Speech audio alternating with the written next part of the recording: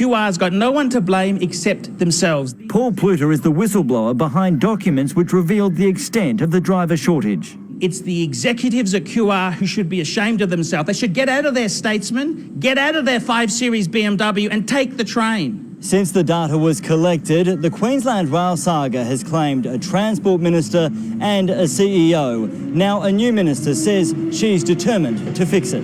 We know that this is not going to be fixed overnight. It's not going to be fixed in a couple of months. Max Futcher, 7 News.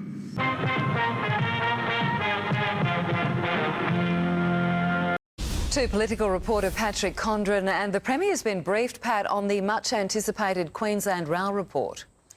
She sure has. Shortly after returning from her week governing in central Queensland, Anastasia Palaszczuk met with report author Philip Strawn. He was asked to look into the culture of QR after that series of so-called rail fails that left thousands of commuters stranded.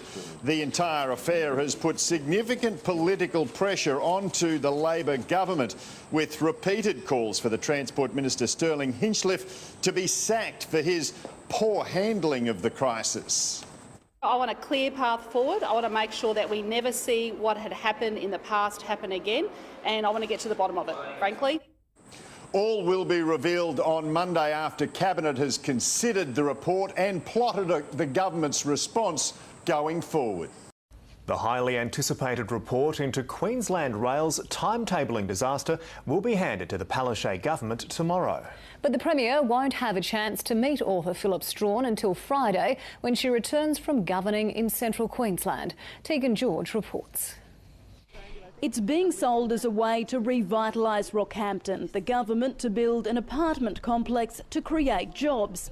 Around 40 jobs will be created during this revitalisation project. But there could be a few people without a job later this week. The government will receive tomorrow the final report into Queensland Rail's colossal stuff-up over driver shortages.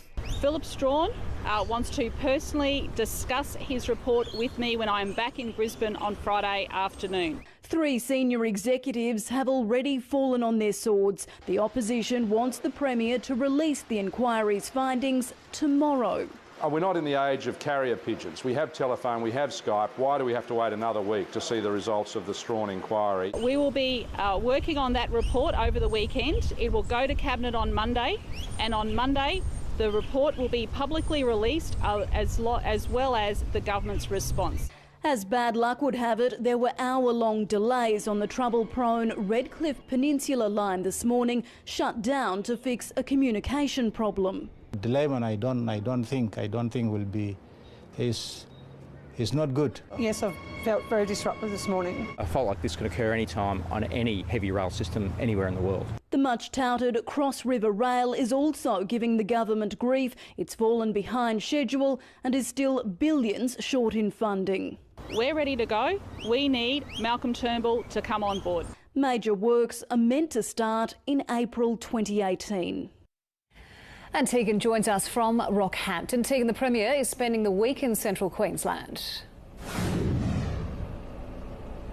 Georgie, usually after these community cabinet events we see everyone pack up and leave by tomorrow morning, but with the state election tipped for later this year, the Premier and her ministers are obviously very keen to speak with as many stakeholders as they can, especially those who may be thinking about switching over to One Nation. So that's what they're going to be doing here this evening in the building behind me, which conveniently or coincidentally is an old railway station. The Premier is going to be spending the next couple of days here in Rockhampton, and we're told she's going to be making a major announcement. She'll then head on to Gladstone before returning to Brisbane, where she's going to have to decide if more heads will roll over the QR fiasco.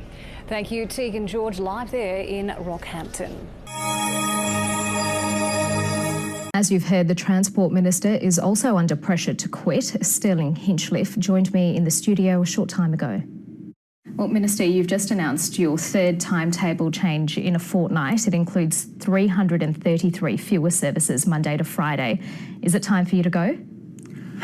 I'm 100% focused on delivering this reliable and sustainable timetable for the commuters of South East Queensland. That's what the Premier has asked me to do, and I'm remaining focused on that. Well, let me run you through the litany of errors and delays that have taken place with Queensland Rail. You have a shortage of more than 100 drivers. That was flagged in a report as far back as January, although you weren't aware of it. It takes a year to train drivers. A huge overtime bill of more than $500,000 a fortnight. You've had the 3 timetable changes, hundreds of cancelled trains and service disruptions. It took a week for the Queensland Rail CEO, Helen Gluer, and Chairman Michael Klug to resign after they admitted planning for the new Redcliffe line had been seriously flawed. And you learnt of the crisis from Twitter. What would it take for you to resign? I'm focused on delivering the services that South East Queensland commuters expect and rely upon. That's what the Premier's tasked me to do. I'm making sure that we'll see on Monday a reliable and sustainable timetable delivered. Frankly, QR failed to deliver the right advice and planning. I've worked very closely with the new acting CEO of Queensland Rail, and we've got in place this great timetable that'll deliver, sure, a lesser level of service, but it'll do it in a way that will supply reliability and won't break the back of our workforce. We know that there's an overtime bill of more than $500,000 a fortnight. You had to pay out the former CEO, Helen Gluer, $158,000. What's the bottom line here? Well, these are costs that are coming from QR. Queensland Rail, as a statutory authority, is covering these costs, is dealing with these costs. This is making an impact to some extent on the dividend that would come to government otherwise, but our focus is on delivering services. QR is there to deliver services to Queenslanders, the South East Queenslanders in particular, in terms of our city train network, and that's what we will do. But one of the other things that you want to do with the driver training is you want to fast track that training. Will safety be compromised as a result of that, and can you give an assurance that it won't be? Absolutely, in all measures in relation to our rail network, safety comes first. Safety is our first priority. Safety is the reason why we've had this painful situation in the last couple of weeks where QR has had to cancel services because of a lack of train crew. There were potentially drivers who could do it, but under the rules, they're not permitted to do that work. Safety will always come first. It is always my highest priority, and I know that the commuter public expect that and understand that.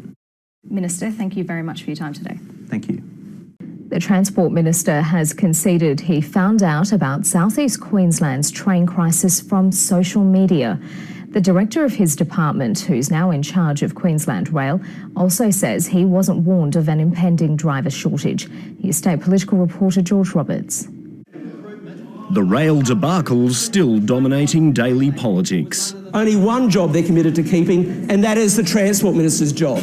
Get rid of him. First we had trains without seats, then trains that couldn't go in tunnels. Now we've got tunnels with no trains. Thank you, Leader Opposition. Allowing the opposition the chance to flush out some revelations. Was it Twitter or Facebook that advised you of the rail crisis? It was through Twitter that I noticed that through the trends like so. But he blames the former management for keeping the risk of driver shortages secret. The answers I was given by Queensland Rail proved to be wrong. And what's happened? The CEO gone, the chair gone. His department chief wasn't told either. No, because with a heart, I would have remembered.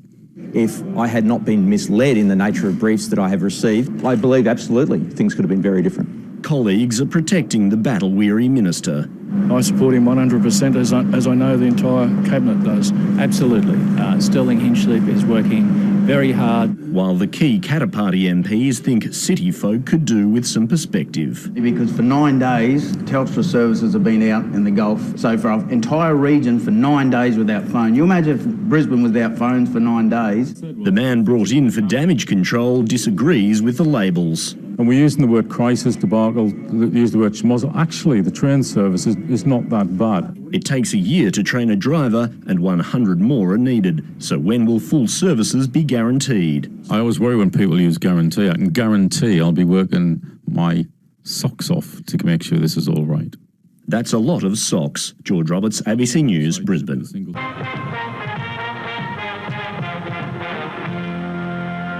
It's simply not good enough. Those are the words the Premier has used once again to describe Queensland Rail. Commuters were left stranded this morning as a raft of problems paralysed the network. It was so bad, passengers are getting their money back. A costly apology after a Thursday morning that was nothing short of a train wreck. Those customers who have travelled on the Queensland Rail network from first service this morning through to midday will have their fares refunded. Yet another Queensland Rail train failed. Passengers from the Gold Coast to Redcliffe faced hour-long delays and cancellations. I was trying to get to the city, but everything was shut down and so I had to get an Uber all the way here. Yeah, it was really annoying. I was 45 minutes late for work on my first shift at the airport. I'm advised that it is nothing to do with train drivers. It is track maintenance issues. It started before sunrise with a welding problem at Yeronga. A train breakdown between Currabee and Trinder Park then compounded the headache before storm damage caused signalling failures at South Brisbane and Dutton Park. Now these are very rare events for our network. The Premier is furious commuters weren't told what was happening. They should have been more forthcoming with their explanation to commuters this morning, and frankly, it's not good enough. An increasingly common criticism from the Premier. This was her in October. It's not good enough. It's simply not good enough. Queensland Rail and Stirling Hinchliffe are taking commuters for mugs, and commuters are paying the price for a government that just can't get it right. Then there was this bizarre tweet.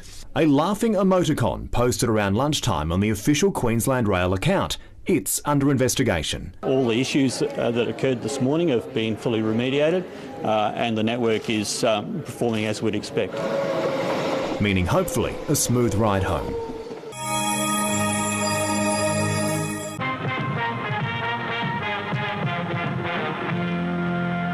Queensland's Crime and Corruption Commission has helped break open some of the state's biggest cases in recent years.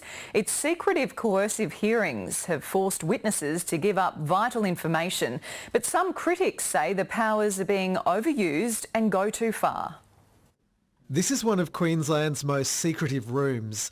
Those called to testify in the so-called Star Chamber have no right to silence. If they refuse to cooperate or lie, they can be jailed. They're a very powerful tool we use, but we take very seriously the use of them, and we have to convince ourselves that there is a proper basis to use the powers. Evidence from CCC hearings helped convict 2 men over the McCulkin murders, a crime that had been unsolved since the 70s. In the Tiali Palmer case, the CCC trapped her foster family in a lie. Eventually, they gave up the killer, foster father Rick Thorburn.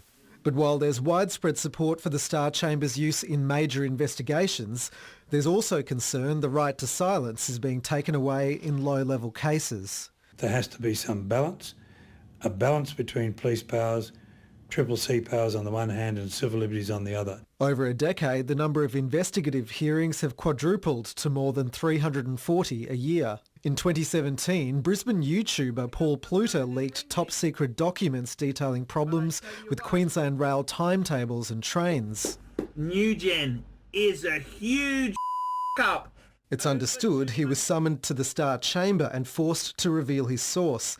He's since been charged with allegedly revealing he was called to face a hearing. It'd be different if you were talking about a terrorist incident, but this was talking about problems within Queensland Rail that needed in the public interest to be disclosed. People who have access to confidential information are under an obligation of trust not to disclose that without very good reason. If there's, for instance, a belief that they want to blow the whistle, as it were, they should come to us confidentially. The CCC doesn't release transcripts or recordings of its coercive hearings. In many cases, even telling someone you've been summoned to testify can be an offence. Civil libertarians want the powers reined in, but the CCC insists it's kept in check by the courts and a parliamentary oversight committee. Christian Silva, ABC News.